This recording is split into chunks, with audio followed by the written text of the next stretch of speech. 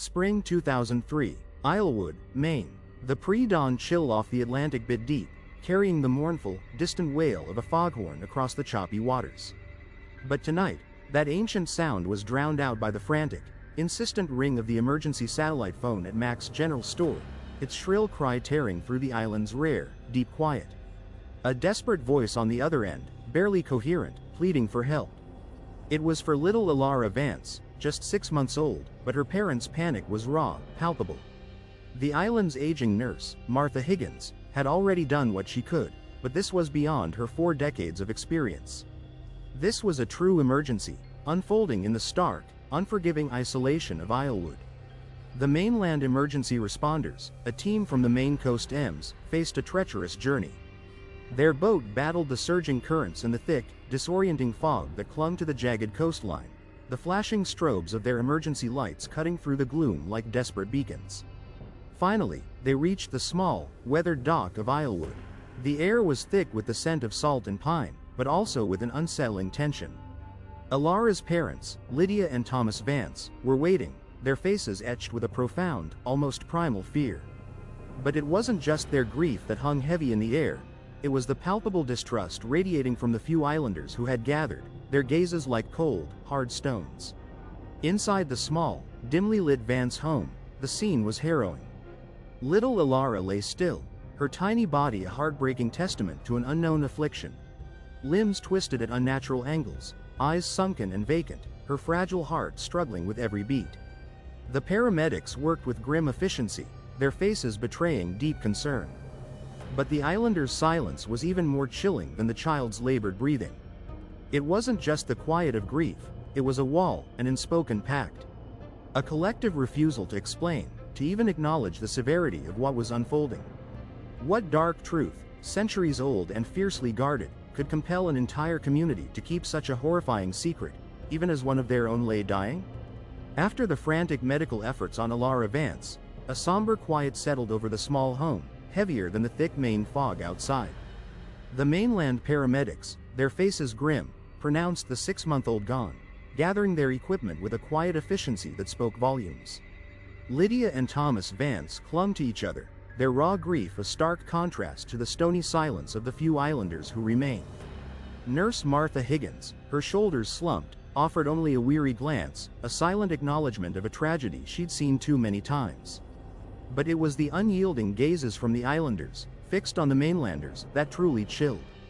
Their collective refusal to engage, to offer comfort, or even to acknowledge the palpable strangeness of Alara's deformities, felt less like shock and more like an impenetrable, ancient barrier, fiercely guarded against outsiders. This wasn't merely grief, it was a deep-seated, unsettling pact of silence. Sheriff John Mac McMillan, a pragmatist from the mainland county, arrived shortly after the paramedics, his presence a stark reminder that this wasn't just a private tragedy. He'd seen enough death in his career to know when something felt off. The islanders' closed-off demeanor immediately set his teeth on edge. Their vague answers regarding Alara's condition, their insistence that it was just the way things are sometimes, raised a red flag. He'd already pulled initial records from the county archives concerning Islewood, and a disturbing pattern had emerged, an unusually high number of infant deaths over generations, often logged with ambiguous causes like failure to thrive or infant weakness. It was a historical echo, a quiet, sustained whisper of anomaly that the islanders seemed determined to keep confined within their shores, away from official scrutiny. Word of Alara's unusual case quickly reached Dr. Eleanor Vance in Boston, a brilliant geneticist with a faint, unsettling connection to the island's dominant surname. Driven by a scientific curiosity that bordered on obsession, she traveled to Islewood, arriving as the morning sun struggled to pierce the persistent fog. Her initial attempts to speak with the Vances were met with the formidable presence of Silas Vance, the family patriarch.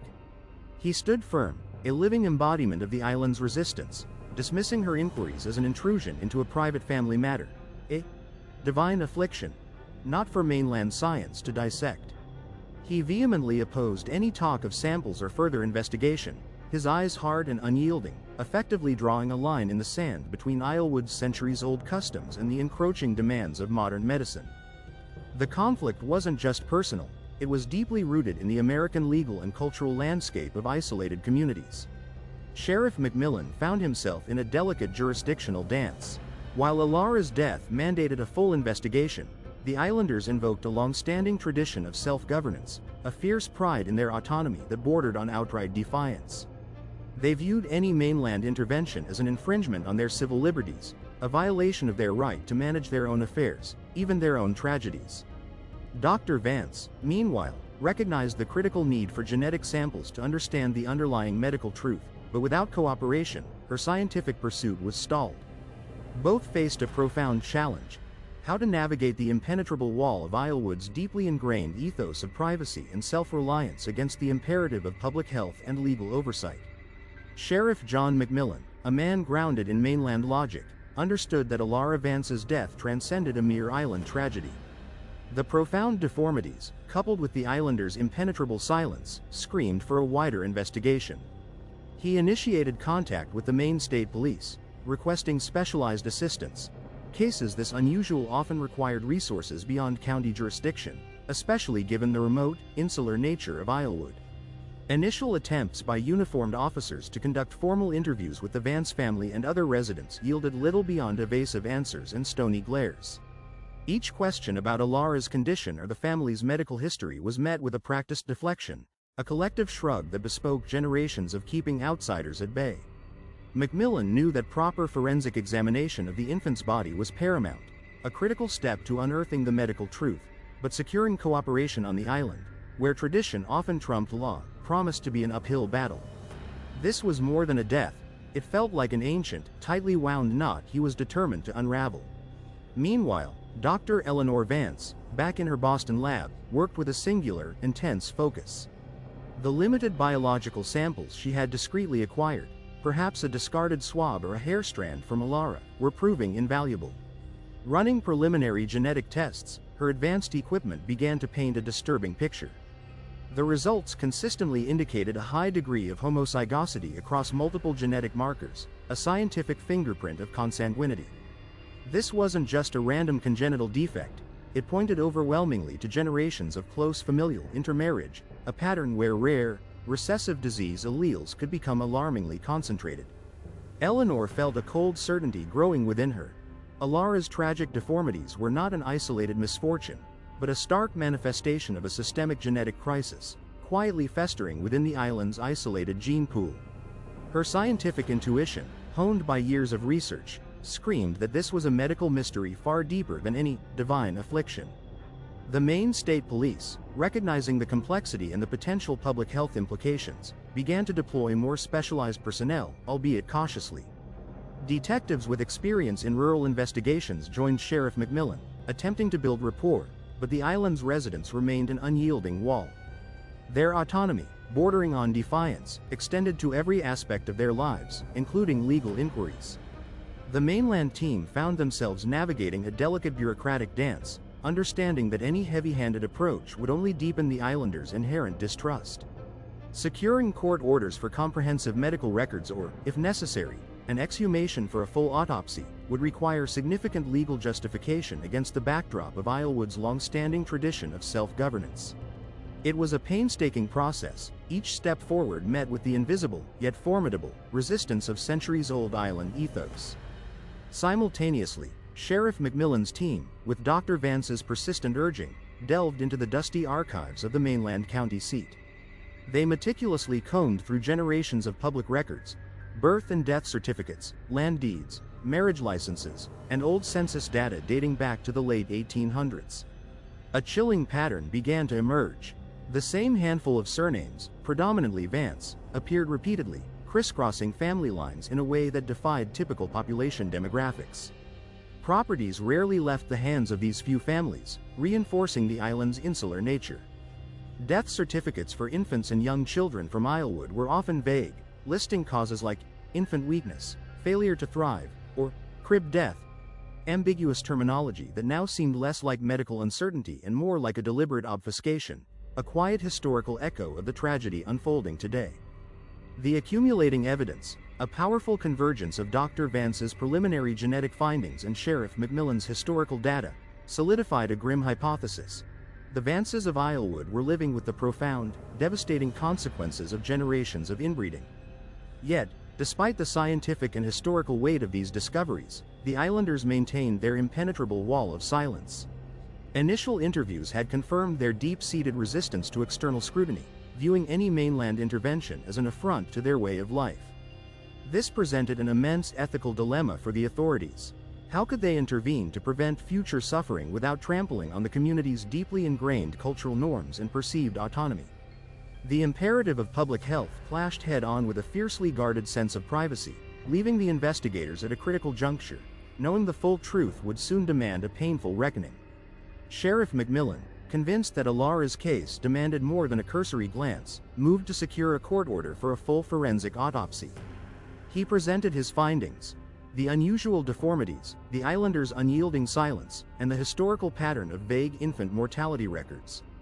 However, the county judge, an old-school jurist wary of overstepping into Islewood's fiercely guarded autonomy, denied the request.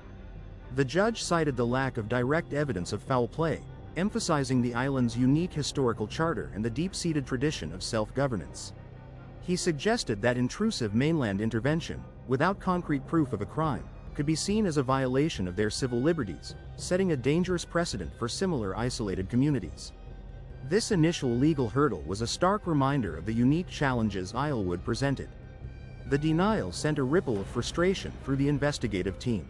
The Maine State Police, while supportive of McMillan's instincts, were hesitant to pursue aggressive legal action that could alienate the community further or provoke a costly, drawn-out legal battle. Their legal counsel advised caution, pointing to previous, albeit rare, instances where similar isolated communities had successfully invoked historical rights to resist state intervention. The islanders, through Silas Vance's unyielding stance and perhaps quiet consultation with a mainland attorney, effectively leveraged this legal precedent. They framed the mainland's inquiries not as a search for truth or public health, but as an assault on their way of life, an attempt to dismantle centuries of tradition under the guise of medical curiosity. This bureaucratic stone wall immediately hampered Dr. Eleanor Vance's scientific pursuit. Without a legally mandated autopsy, her ability to gather comprehensive tissue samples for definitive genetic sequencing was severely limited. The preliminary samples she had obtained, while indicative of consanguinity, lacked the breadth needed for irrefutable, court-admissible proof. Silas Vance, emboldened by the court's decision, tightened his grip on the family, making any further attempts to speak with Lydia or other Vances impossible without directly confronting the patriarch. The island's collective silence, once merely a barrier, had now solidified into an impenetrable legal and social wall, leaving McMillan and Eleanor with a frustrating impasse, their path forward obscured by tradition and legal precedent. The county judge's denial forced Sheriff McMillan and Dr. Vance to reassess their strategy. A full criminal investigation, complete with an autopsy, was a dead end for now. Instead, they pivoted, recognizing that while criminal charges were elusive, a burgeoning public health crisis was undeniable.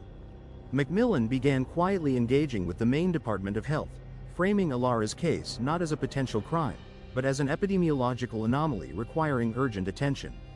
He emphasized the historical pattern of infant mortalities and the vague diagnoses, suggesting a systemic issue rather than isolated tragedies.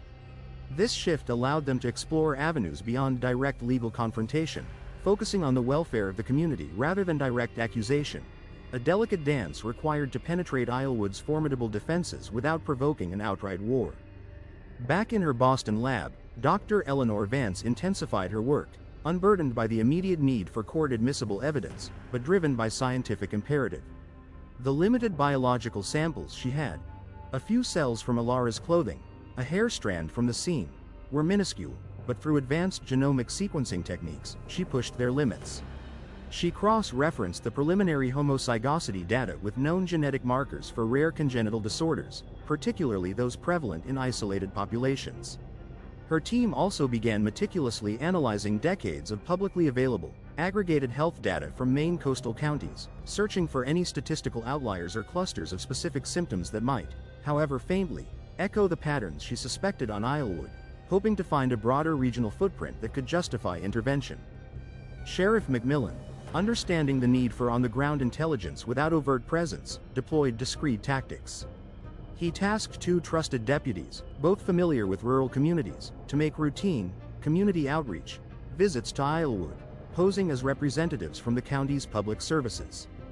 Their mission was to observe, to listen, and to gently inquire about general community health, particularly among the children. They reported back subtle observations: a higher prevalence of children with unexplained physical peculiarities, the hushed conversations among islanders, and the ingrained fear of mainlanders. This information, though anecdotal, began to paint a picture of quiet suffering, reinforcing Macmillan's conviction that the island's health issues were far more pervasive than initially understood, requiring a more direct, yet still cautious, approach. The most significant breakthrough came not from a court order or forensic lab, but from within the island's suffocating silence. Another infant, a distant cousin of Alara's, began exhibiting similar, disturbing symptoms.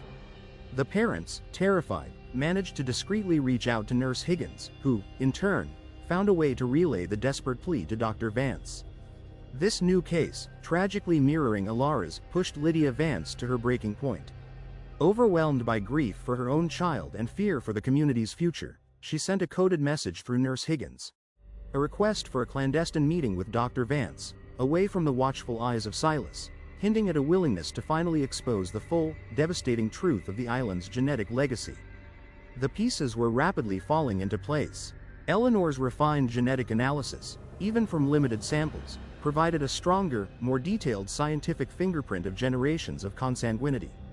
Macmillan's covert observations and historical data reinforced the widespread nature of the problem, far beyond Alara's immediate family. Now, with a new, active case of infant illness and Lydia Vance's desperate outreach, the abstract scientific hypothesis was transforming into a stark, undeniable reality. The urgency was palpable. The investigators knew they were on the precipice of fully exposing a hidden tragedy, a centuries-old secret that had silently claimed generations of lives on Islewood, and they understood that the next steps would be both painful and profoundly transformative for the isolated community. Nurse Martha Higgins had walked the line of loyalty and duty for decades. She'd delivered most of the island's children, seen them grow, and too often, seen them fade. The escalating health crisis among the island's youngest, mirroring Alara's tragic deformities, had become an unbearable weight on her conscience. Each new case, each tiny, struggling breath, chipped away at the silent pact she'd upheld for generations.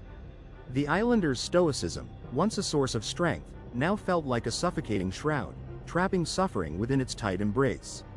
Martha knew the island's deepest secrets, the quiet traditions that governed life and death, and she could no longer stand by as history repeated itself with devastating predictability.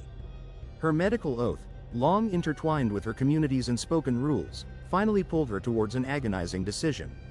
One moonless night, under the guise of discussing medical supplies, Martha Higgins met Dr. Eleanor Vance in the hushed backroom of Mac's General Store. The air crackled with unspoken tension. From a worn, leather-bound journal, Martha carefully extracted a brittle, yellowed piece of paper. It was a hand-drawn family tree, meticulously charted in faded ink, generations of interconnected lines creating a complex, almost indecipherable web. As Eleanor's gaze traced the intricate diagram, the stark reality hit her. Names like Vance, Macmillan, and Higgins appeared repeatedly, crisscrossing in patterns that screamed generations of first cousin, and even uncle-niece, marriages. This crude, yet profoundly accurate, document was a living testament to the island's hidden genetic legacy, far more damning than any official record. The crude family tree was the missing link Dr. Vance had desperately sought. It transformed her scientific hypothesis into an undeniable truth, a visual confirmation of the rampant consanguinity her genetic tests had only hinted at. The meticulous work of generations, quietly documented by Nurse Higgins, laid bare the biological reality of Islewood's isolation. Eleanor saw not just names and lines, but the heartbreaking trajectory of a community trapped by its own history, unknowingly perpetuating severe genetic disorders.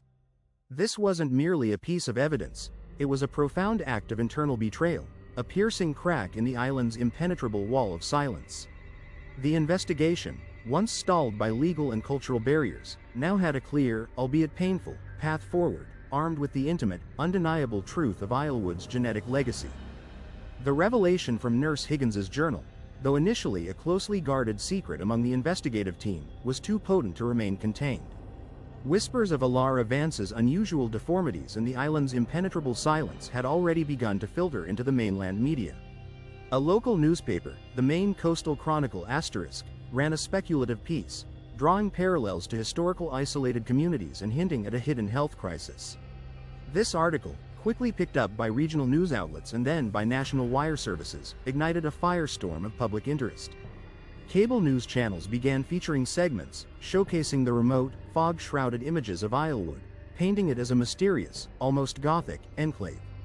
The collective narrative shifted from a tragic infant death to a potential public health emergency, amplified by the islanders' unyielding refusal to cooperate, which was now being interpreted as defiance, fueling mainland outrage and calls for immediate intervention.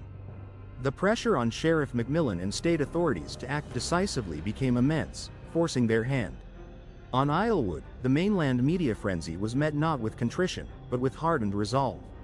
Silas Vance, his face etched with grim determination, rallied the community against what he perceived as a malicious smear campaign.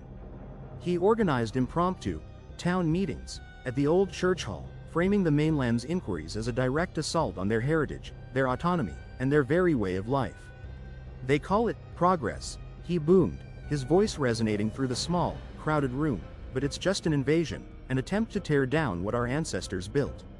Islanders, long accustomed to insularity, responded with renewed defiance, erecting "no trespassing" signs along private roads and turning away curious reporters attempting to land at the dock. The collective fear of shame and exposure, deeply ingrained over centuries, solidified their resistance, creating an even more formidable barrier between Islewood and the outside world. This heightened tension threatened to erupt into open conflict. Yet, even as Silas Vance preached defiance, the stark reality on Islewood was becoming undeniable. The health crisis, once a hushed secret, now manifested with terrifying frequency. Another infant, then a toddler, presented with similar, heartbreaking deformities and developmental delays. Nurse Higgins, her medical supplies dwindling and her spirit weary, struggled to manage the escalating cases, her small clinic overwhelmed. The islanders, caught between their loyalty to Silas and the undeniable suffering of their own children, began to fracture. Whispers of dissent grew louder, particularly among the younger mothers, who watched their babies fade with a horror that transcended generations of ingrained stoicism. Lydia Vance, having now seen the undeniable pattern, became even more resolute. The truth, she realized, could no longer be contained by tradition or fear. It was manifesting in the cries of the sick and the silence of the dying. Armed with Nurse Higgins's invaluable family tree, Dr. Eleanor Vance's increasingly robust genetic findings, and the mounting evidence of an active health crisis, Sheriff McMillan knew their next move had to be decisive, yet strategically nuanced. Direct legal confrontation had failed once, and a full-scale raid would only provoke violence and deepen the island's distrust. Instead, they began to prepare for a public health intervention, leveraging the undeniable medical emergency. Dr. Vance meticulously compiled her genetic report, cross-referencing it with the crude family tree, creating an irrefutable visual narrative of generations of consanguinity and its devastating biological cost.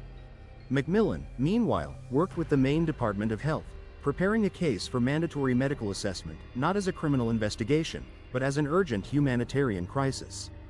The chase was no longer about physical pursuit, but about cornering the truth with overwhelming evidence, forcing a reckoning that the islanders could no longer deny, a high-stakes play for the very future of Islewood's children.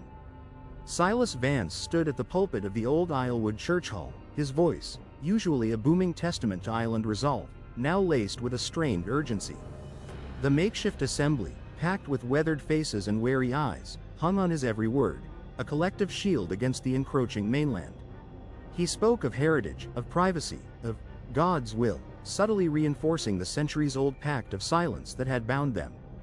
But as Sheriff McMillan and Dr. Eleanor Vance stepped quietly through the back door, accompanied by a pale, resolute Lydia Vance, a palpable shift rippled through the room. The air, thick with the scent of damp wool and old wood, suddenly crackled with an unspoken challenge, a silent confrontation brewing in the heart of their sanctuary. Eleanor wasted no time on pleasantries. A portable projector flickered to life, casting stark, unsettling images onto the church wall behind the pulpit. The first was a complex, tangled web. Nurse Higgins's hand-drawn family tree, meticulously digitized, with the familiar Vance name appearing again and again, linked by stark red lines denoting first cousin and even uncle-niece marriages. Beside it, medical diagrams, anatomical illustrations highlighting the specific, multi-systemic deformities Alara and other infants had exhibited. Eleanor's voice, calm and clear, cut through the rising murmurs, explaining the scientific reality of autosomal recessive inheritance, the devastating truth of generations of concentrated alleles, leaving no room for divine affliction or infant weakness. The scientific truth, stark and irrefutable, began to chip away at the islanders' ingrained denial. Silas Vance, his face a mask of disbelief and rage, lunged forward, attempting to block the projector beam, his booming protests drowned out by the rising crescendo of gasps and anguished cries. The carefully constructed wall of silence, meticulously maintained for centuries, was cracking, shattered by the cold, hard light of scientific fact. Then, Lydia Vance, her usually timid voice imbued with a newfound strength, stepped forward. In her trembling hand, she clutched a faded photograph of baby Alara, her tiny, twisted form a heartbreaking testament. "It's not God's will," she whispered, her voice gaining power, "it's us. It's what we've done."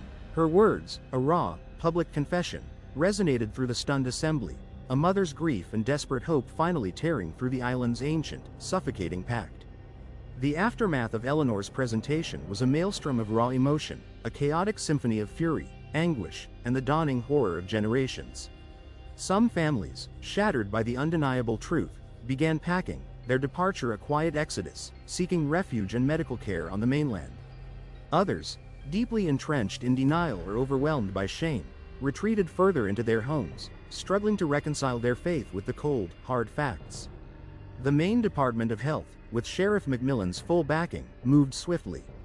Their approach was not punitive, but humanitarian, establishing comprehensive genetic counseling services on the island, offering free prenatal screening, and providing specialized medical care for affected children. No criminal charges were filed. The practices were recognized as a deeply ingrained, generational cultural phenomenon, not malicious intent, marking a delicate, unprecedented intervention into Islewood's autonomy. Islewood, once an impenetrable bastion of centuries-old tradition, now faced a slow, agonizing process of healing and adaptation. The island's fiercely guarded ethos of self-reliance, once its strength, had also been its tragic undoing, but a painful, necessary transformation was now underway. The story of Islewood ignited a statewide conversation, prompting discussions in Augusta about the delicate balance between community autonomy and the imperative of public health in America's isolated pockets. It forced a re-evaluation of how states could compassionately intervene without trampling on civil liberties, acknowledging the nuanced realities of such communities. The cursed fate that had haunted Islewood for generations was finally reframed, understood not as a divine affliction, but as a tragic, yet scientifically explainable, genetic legacy. The revelation irrevocably transformed Islewood, turning a deeply buried secret into a public, painful truth. It's a stark reminder of the hidden histories woven into the fabric of America's most remote corners and the immense power of truth, even when it's painful. If this deep dive into Islewood's secret resonated with you, hit that like button, subscribe to our channel for more untold stories, and check out our next video.